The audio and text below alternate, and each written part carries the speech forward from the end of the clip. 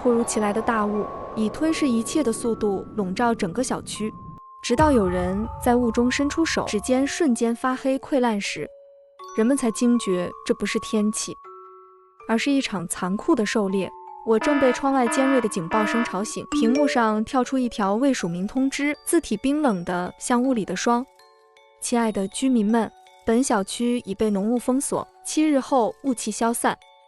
为确保生存，务必遵守以下规则。规则1：雾气里面含有剧毒，严禁直接接触大雾。规则2：家是安全区，但是每家仅限单人居住时才会生效。规则3：若家里有其他人，必须遵守每个家庭中的家庭附加规则。规则4：家中并非绝对安全，时刻保持警惕。规则5：冰箱内的食物只能吃1天。规则6：夜晚饥饿感会急剧放大，如果白天不吃饭，晚上大概率饿死。规则7：若是食物吃完，可以下楼购买食物。规则8：社区没有服务人员，任何敲门声绝对不要回应。规则9：大雾期间禁止出门。规则10：不要相信任何人，一切以自保为上。再强调一遍，请大家遵守以上规则。希望我们7天后的晴天再见。我以为是恶作剧，正要锁屏继续睡觉，单元业主群已经炸开了锅。有的人吐槽无聊恶作剧，有的人质疑精准推送，群里消息爆炸，消息响个不停，直到一张照片被抛出。群有408住户发了一张照片，照片中一个男子趴在阳台外，浑身发黑如炭，手臂还保持着伸出雾中的姿势。我吓出一身冷汗，立刻在群里询问是怎么回事。我老公不信邪，开窗把手伸到外面，就这样了。Oh my god， 规则都是真的，我们完了。只要遵守规则就可以了吧？不应该吧？这规则里面有好多矛盾的地方。每个人家里是安全的，但只能住1个人才有效。这栋楼也不是单身公寓啊，一家3口怎么住？单人安全区就是让我们骨肉相残。冰箱里的食物只能吃1天，不能出门，又要采购，这是逼死我们。家里既是安全的，有时也是不安全的，只能有1个人。为什么还说若是有人时，请遵守家里的附加规则？这些消息一定有真有假。我又从床上爬起来，冲到冰箱前，里面的蔬菜早已腐烂发黑，仅剩半袋大米和几包挂面，刚好够1天的量。我煮了碗清汤寡水的粥，刚喝2口，手机再次震动。亲爱的居民们，规则11：家中不能留存尸体，否则将引来怪物。我猛地拉开窗帘，雾浓得像凝固的墨，5、6米外的楼栋只剩模糊轮廓。突然，隔壁传来开窗声，紧接着是重物落地的闷响，是有人被推下去了，还是别的什么？我不敢深想，死拉上窗帘，后背已被冷汗浸透。幸好我自己1个人住，可这末日里，人心比怪更可怕。咚咚咚，门外突然传来敲门声，伴随着刻意温柔的男性声音：您好，我是社区服务人员，您家漏水需要检修，麻烦开下门。规则8中明确说，社区没有服务人员，任何敲门声绝对不要回应。我打开手机，小区业主群早就炸了锅。我家也有人敲门，说楼下反映漏水，千万别开，这是陷阱，谁开门谁就是傻子。敲门声越来越重，想要砸穿门板。突然，隔壁408传来一声短促的尖叫。很快，粘稠的腐败物顺着门缝渗过来，让人作呕。我用仅剩的挂面做了碗葱油面，刚吃2口，面条突然发黑发霉，恶臭扑鼻。看来食物有时间限制，过了某个节点就会自动腐烂，根本留不到第2天。明天的食物怎么办？规则6：夜晚饥饿感会急剧放大，晚上大概率饿死。矛盾背后或许是警告而非禁令。看来出门有死的可能，不出门则是必死。难道屋里也藏着某种威胁？是怪物吗？我正纠结要不要拼一把的时候，手机第3次更新规则，穿防护服出门就不怕雾气了。家里没有这东西。刚吐槽完，敲门声又响起，只不过只敲了2下。我从猫眼望去，门外空无一人，只有一套防护服。我迅速穿好防护服，检查完每一处接口，在群里留了句门外有防护装备，大家想出门的话可以穿上后，便推门下楼，冲入浓雾。路灯在空中折射出森森绿光，脚下的路湿滑黏腻，像是踩在某种生物的粘液上。我凭借着记忆摸索着道路，走到超市门口。超市门口竖着一块黑板，上面的粉笔字歪扭狰狞。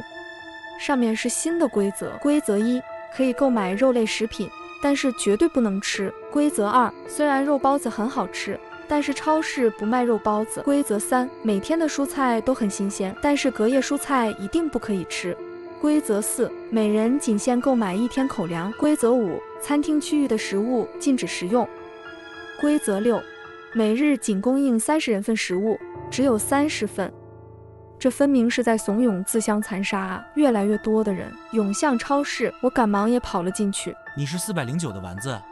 有人拍我肩膀，声音隔着防毒面具有些模糊，但我还是听出了他的声音。是我楼上509的独居住户坤哥，里面全是速食方便面。看来我们想的都一样，肉不能吃，菜的话，因为我们都不是专业人员，谁都不能分辨出是哪天的。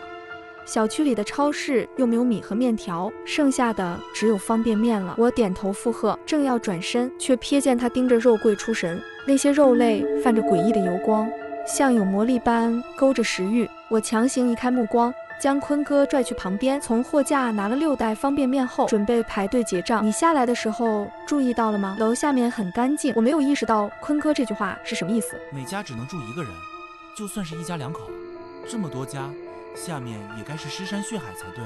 但是刚才看地面却很干净，没有尸体，连血迹也没有。那尸体能去哪儿？听到这，我毛骨悚然。我往超市门口看去，发现此时超市门已经关上了，外面徘徊着不少人，那块黑板也消失了。看来30个人进来后，黑板就会自动消失，那后面的人岂不是看不到这些消息，也买不了东西了？我叹了一口气，看来不能轻易出去了，这不得8层皮。规则可没说不能抢啊，谁都不想死。现在超市里的人成了待宰的羔羊。很快轮到我们结账，手机突然又弹出更新，亲爱的居民们，规则更新。规则13，遇到无防护者立即远离，切勿接触。规则14，即便是有防毒面具和防护服的人，也不能完全相信他们，很有可能是怪物假扮的。规则15，超市和食堂里的肉不能带出去。人群瞬间炸开，警惕地拉开距离，货架被撞倒。我突然抓起一盒猪肉，快步走到门口，在拉开门的瞬间将肉扔了出去，随即狠狠关上门。你疯了！我嘘了一声，让他好好看看外面。只听见从外面传来一阵打斗的声音，透过窗户看去，只见一群人疯狂争抢这块肉，没抢到的人不断咒骂，疯狂地砸门。防护时效快到了，再不走就回不去了。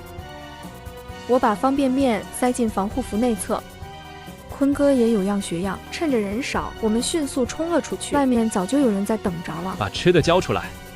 为首的男人目露凶光，伸手就来抢，我侧身躲开，顺势踹在他膝盖上。坤哥也不含糊，一拳砸在对方面门上。我们2人默契十足，转眼就冲开重围，朝着家的方向狂奔。等跑远了，将那群人甩开，我们才缓了下来，戴着防毒面具，实在有点喘不过气。突然从屋里传来孩童的哭声，一个瘦弱的小女孩坐在绿化带旁的长椅上，脸上满是泪痕。哥哥，我的防护装备被抢了，能不能借我用用？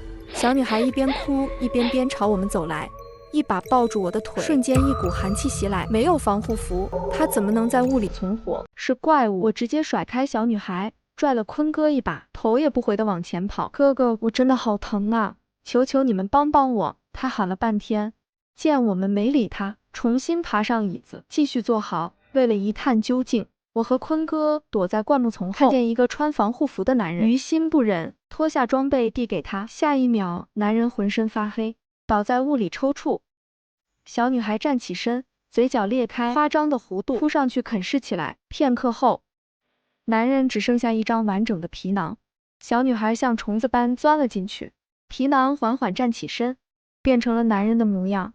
我和坤哥吓得魂飞魄散，拔腿就跑，拼尽全力往家跑。回到家，我瘫坐在地上，摘下防毒面具，大口喘气，看了眼业主群。这时里面已经少了很多人说话，看来不少人遇难了。坤哥拉了个4人小群，群成员都是独居住户，除了我们，还有203的阿泽和307的小雅。我觉得这里不简单，要想活下去，咱们应该合作，互相分享各自获得的情报。我支持坤少这个提议，毕竟无论如何，我都没办法和那些杀过亲人的人合作，说不准什么时候他们就会在背后给你一刀。我跟着在群里附和道，现在这种情况，我们携手合作，生存的几率将大大提高。我和坤哥今天去的是超市，你们俩去的是哪？超市关门了，我们去了餐厅。什么？你们的食物在餐厅买的？看到两人的肯定回复，我连忙将超市门口的规则发到了群里，我还特别标红了那条规则：超市生存规则5，餐厅区域的食物禁止食用。片刻后，阿泽也把餐厅的规则发过来。规则1：餐厅提供美味食物，保质期24小时。规则2：免费肉包，禁止打包外带。规则3：餐厅闭店期间禁止留人。规则4：今天提供100人份，先到先得。规则5：切忌食用超市任何食物。我有点懵逼，规则矛盾，难道有假？这超市有肉包品类，但是没有卖，而餐厅却有卖。餐厅从超市进货，超市肉不能吃。如果肉包子也是超市的，卖给了餐厅，那餐厅肉包子是不是也不能吃？这时坤哥在群里问道。有，全是素菜，肉是抢不过而已。我大脑飞转，餐厅除肉包，没大不同。正思索着，身后传来熟悉声音：丸子，太阳晒屁股了，爸妈做好饭了，快起来吃饭。来了，我顺口答应。刚要起身，突然意识到不对，自己一人住，怎么有人在我家里？我总算理解规则3了，若家里有其他人，必须遵守每个家庭中的家庭附加规则。这时手机再次响起，亲爱的居民们，规则更新，规则16，家里人惧怕服务人员会给他们开门。规则17，务必锁好大门，否则服务人员会闯入。规则18，门坏了，立即到没有活人屋子暂住1晚，切记只能1晚，不然家里人会生气。我立刻在群上告知他们3个现在的状况，这莫名多出的2人实在令人毛骨悚然。突然门被推开，丸子怎么还不出来吃饭？就知道玩手机。你都多大了，还不让人省点心？我猛地回头，发现竟然是隔壁408的邻居，他们不是死了吗？这时我才理解规则4的表述。家中并非绝对安全，时刻保持警惕。在家中时刻警惕的就是这种情况。想起昨晚怪物进食，他们是披人皮的怪物，看来现在只能谨言慎行，随机应变了。我强行扯动嘴角，脸上露出一个比哭还难看的僵硬笑脸。我不管多大，也还是你们的乖孩子呀。那行，你搞快点。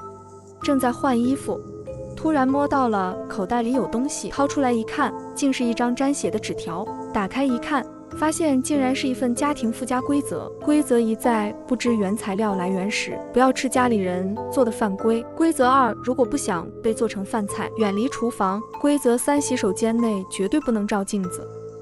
规则4：洗手间马桶是安全区，但是只能在上面待半小时。规则5：如果洗手间有声音，不要理会。我走出卧室，肉汤香气直冲鼻腔，勾得人食指大动。我咽了咽口水，默默拿出怀里的酸菜方便面。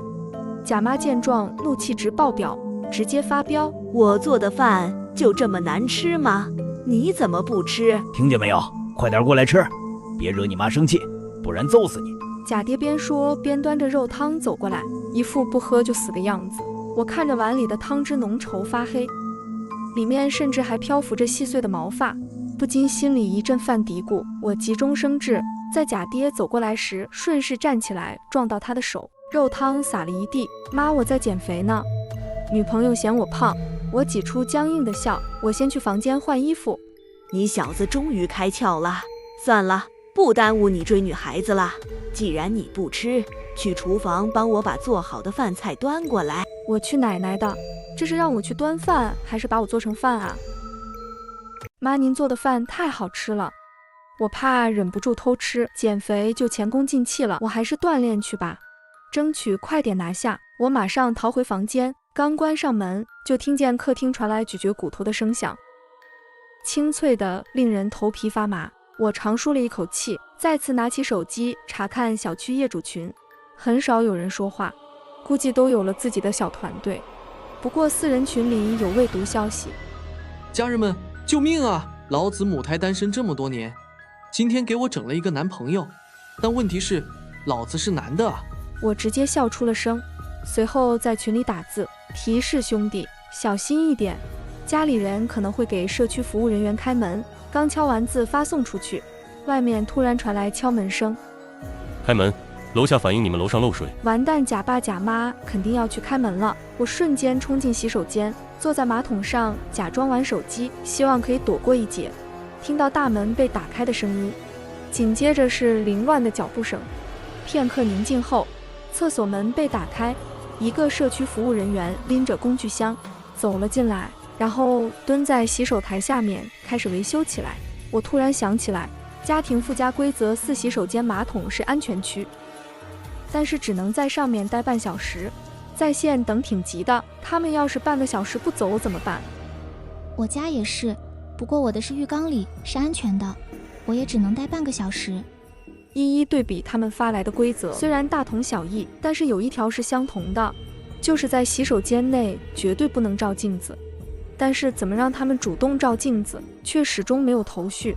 时间一点点过去，转眼就只剩下5分钟，但是这个社区服务人员一点走的意思都没有。我壮起胆子，师傅，能帮我擦擦镜子吗？你说什么？社区服务人员猛地回头，一双猩红的眼珠子紧紧地盯着我。你怎么还不起来？听到这，我心脏瞬间提到了嗓子眼。我强装便秘人士，师傅理解一下，不照镜子我拉不出来，辛苦您帮我擦擦镜子。社区服务人员盯着我看了一会，起身在镜子上面擦拭。当镜面变得清晰的瞬间，他发出刺耳的尖叫，转身狂奔而出。镜子再次恢复雾蒙蒙的状态，直到外面彻底没了动静。我彻底松了口气，刚站起身，突然传来一阵诡异的声音：照照镜子吧。我连忙冲了出去，贾爹看到我出来后问道：修好了吗？别让楼下又打电话投诉。修好了，修好了。我嘴里应付着，身体却往大门方向靠近，却发现怎么也锁不上门。仔细一看，锁镜被破坏掉了，估计是被刚才那个社区服务人员撞坏了，看来得另外找个地方住一晚。隔壁邻居家应该可以，只是不知道有没有锁门。我看着贾爹腰间挂着一串钥匙，必须得想办法搞到手。如果他们也是怪物的话，厕所里的镜子应该也是有用的吧。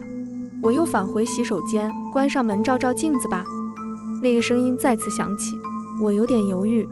镜子朦朦胧胧的，为了保证自己的安全，我站在镜子旁，用手擦去雾。突然镜子里伸出一只手，手里拿着一张纸条。我慢慢的凑过去，发现镜子里面还是我自己，只不过里面的我闭着眼睛。我小心翼翼接过纸条，镜子再次恢复雾蒙蒙的状态。打开纸条，如果你能走到这一步，说明你的意识是清醒的。那么接下来你要记住真实规则。规则1，肉类是怪物的食物，素食可安全食用。规则2，如果门锁坏了，可以去门卫室找门卫，他会帮忙维修。规则3，镜子能揭穿怪物的伪装，怪物最惧怕镜子。规则4，你可以回应洗手间里的声音。规则5，没有活人的屋子不会上锁，禁止和死去的人交换任何东西，否则会付出相应的代价。规则6，务必时刻确保自己意识清醒。这么看来，家庭规则中的第3条、第5条是错误的。我第一次意识到动脑是多么痛苦。那些矛盾的规则都是为了混淆视听，逼我们犯错。但是这里说的也是真的吗？还是说这也是某种东西刻意混淆我们的手段？按照这个新规则推算，只有手机里发送的规则是正确的。餐厅、超市、家里的线下规则都与手机规则冲突，现在没办法，只能赌了。到了晚上，雾好像变浓了，我穿好防护服和防毒面具，迅速赶往超市。超市黑板上还是之前那几条规则，只有最后一条有点变动。规则6，超市只能提供20人的食物。还好我来得够快，不然就要饿死了。我迅速选完东西，发现和昨天一样，门口还堵着特别多人。鉴于昨天发生的事情，我决定在超市里苟一会，拿出手机打开私人小群。你们有人是去餐厅的吗？那边规则变动了吗？我们去了餐厅，这边只提供50人的饭菜。现在荤菜30份，蔬菜只有20份。按照现在规则来看，如果肉类不能吃，那么餐厅能吃的东西跟超市这边一样，也是20份。坤哥在群里继续分析说，按照一天少10份的情况来看，第3天也就是明天只剩下10份，等到第4天可能就彻底断供了。如果真是那样的话，那我们必须在第4天晚上逃离这里。规则说大雾7天后就消散了，而且你们只是猜测而已。万一第4天晚上还供应呢？就算是真的，那该怎么离开呢？不要忘了，有的规则是错误的。你以为门卫会好心放我们离开吗？听到提起门卫，我突然想起一件事情。镜子给到的新规则2提到，如果门锁坏了，可以去门卫室找门卫，他会帮忙维修。我把食物放进衣服下面，从窗户爬出去后，直冲门卫室跑去。小区大门亮着一盏小灯，昏暗无比，外面仿佛是无尽的黑暗深渊。我敲响门卫室的门，你好，我是2栋409的住户，我家门锁坏了，能麻烦你帮忙修一下吗？过了许久，门卫室里才传出声音，可以，明天下午2点半去。我四处张望，希望能有所发现，果然在门上贴着海报，边角后面找到了隐藏规则。门卫室里有监控中心，可以观察小区每个角落的情况。修门锁时，家里只能有活人。门卫室里是一对双胞胎兄弟，只有一个人会修门锁，需自行辨别。每天晚上，所有人必须回到家里。门卫晚上会巡视，别被抓到，否则会被永远困在门卫室里。我真是无力吐槽了，修个门还这么多事。时间快到了，我火速跑回家，可到了门口停住了，转身拐进了邻居家，锁上门，随便找了个卧室睡觉。等隔天早上，我返回家里，假爸假妈坐在沙发上，面无表情。去哪了？怎么一晚上没回来？你老婆昨夜一晚上都没睡觉，等着你呢，赶紧去哄哄她，她还怀着孕呢。啥玩意？我怎么又多了一个老婆？等我明天再来，是不是连儿子都有了？我没有理他们，直接走进厕所，3下5除2把镜子卸下来，擦去上面的雾气，直接对着假爸假妈。假爸妈尖叫一声，夺门而出。假老婆听到动静，刚开门就撞了个正着，也是尖叫一声，跑得比兔子都快。这下总算是把这群吓人的玩意给赶走了。我坐在沙发上等着维修工来，突然坤哥一个语音电话打了过来。你有没有发现隐藏规则？坤哥在电话里继续说道，我昨天晚上去了趟餐厅，在餐厅厕所里得到了隐藏规则：一、餐厅厕所可以在晚上庇护居民；二、餐厅肉类都是在超市里买的，蔬菜也是，虽然超市里的菜不新鲜；三、餐厅不会在晚上营业期间关门，超市也不会；四、肉类有特殊的味道，餐厅不储存；五、白天所有人都在后厨忙碌，超市老板也会来帮忙。听坤哥说完后，我把自己从镜子和门卫室里得到的规则也同步给他。知道消息后，我感觉我们今晚能逃出去。我有些疑惑，毕竟按照推测，第4天晚上食物才断供，餐厅和超市的东西吃完需不需要进货？餐厅厕所的规则说营业期间不会关门，如果是正确规则，说明大雾7日里不会闭店，也就是说会一直营业。我恍然大悟，要一直营业，就会在前一天出去进货，我们则可以通过跟着进货的车逃出去。餐厅的人白天忙，超市只有老板一人，还会来帮忙。那么进货时间应该是在晚上，不过超市和餐厅都会出去进货。我们应该选哪一方？我也不知道，目前线索不多。今晚1小时探查，超市有没有隐藏线索？晚上可以去看看。好，你可要快点，今晚超市只能进10个人。先不说了，我得等门卫过来修门锁挂了。下午2点半，门卫准时敲门，打开房门，门口站着2位长相一模一样的门卫，他们2个憨笑一下，嘴角的弧度都一样。2人提着工具箱，异口同声地说道：“只有哥哥修的门，外面的人才打不开。弟弟修的门会被打开啊！你必须找出哪个是哥哥，哪个是弟弟。”我一脸懵逼，看来又是解谜游戏了呗。父母偏爱弟弟，所以弟弟总是有用不完的螺丝刀。哥哥会挣钱，收入高，自己能买很多的扳手，不过外面的螺丝刀很贵，哥哥总是去找弟弟交换螺丝刀，但是哥哥比较贪心，总是拿用过的扳手交换，还顺走了不少螺丝钉。请问哪个是哥哥，哪个是弟弟？我有点云里雾里，看着他们一模一样的维修工具，毫无头绪。哥哥为什么要拿用过一次的扳手交换？是因为哥哥比较小气吗？他是哥哥，因为收入高，才戴得起大金链子、小金表。这兄弟俩也没说对不对，只是表情略带着无语。被我指到的那位拿着工具，瞬间就把房门给修好了，然后两兄弟又瞬间在我眼前消失。我愣了一下后，把门关上，心里有点没底。这要是猜错了，就完犊子了。例行敲门排查。你好，楼下反映你们楼上漏水，开门核查一下。刚准备往厕所跑，动静就消失了。我心里咯噔一下，以往敲几下没人回应就走了，难道是我猜错了？我回头看了一眼，门上凹凸不平。虽然门锁是真的修好了，但是这力气也太大了吧！要是再过几天，这门也挡不住了。我打了个寒战，必须尽快离开这里。到了晚上，我火速跑到超市，果不其然，门口规则再次发生了变动。超市只能供应10人的食物，先到先得。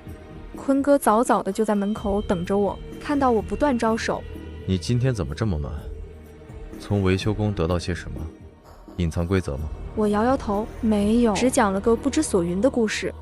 听完我的讲述，他也是愁眉苦脸的，线索不够，看来只能看看能不能找到超市里的隐藏规则吧。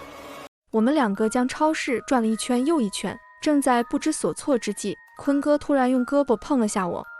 我顺着看向老板面前的电脑，瞬间我明白了坤哥的意思。我拿出藏在衣服里的镜子照向老板，看到镜子，老板顿时浑身发抖，夺门而出，连店面都不要了。牛啊，大兄弟，我都没想到把镜子拆下来这招。边说坤哥一边看向电脑，桌面上放着进货表，5月21日250斤，22日540斤。看来晚上12点超市就会去进货。我俩对视一眼，满脸欣喜，我们应该可以出去了。要不要把消息告诉另外2个人？说吧，要是信就一起走，不信就算了。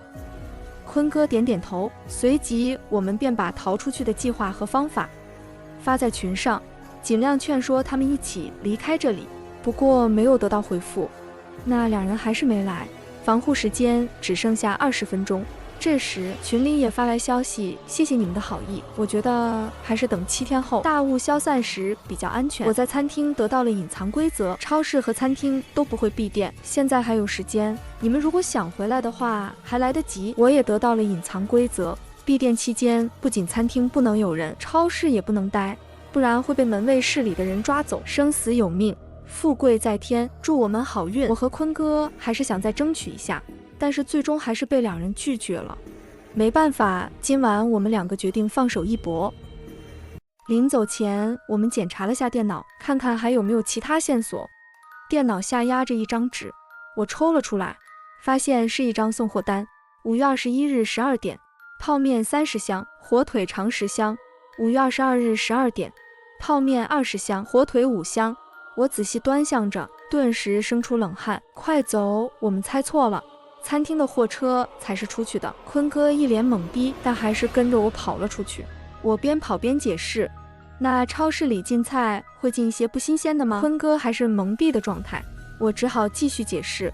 今天从那2个维修工讲的话，我一直在想，他们肯定也遵循着某些既定的规则。拿餐厅和超市对比，这2个相当于哥哥和弟弟的关系。餐厅可以看作是哥哥，那么扳手就类似于蔬菜，而弟弟是超市，螺丝刀则是肉类。父母偏心弟弟，总是给弟弟螺丝刀，而哥哥只能出去买扳手。就是在说，在小区里死去的人都会被做成怪物的食物，然后配送到超市里。那么出去外面进货的就只有餐厅。哥哥把用了1次的扳手给弟弟带走了。螺丝刀和螺丝钉类比过来，就是餐厅把放了1天的菜给超市。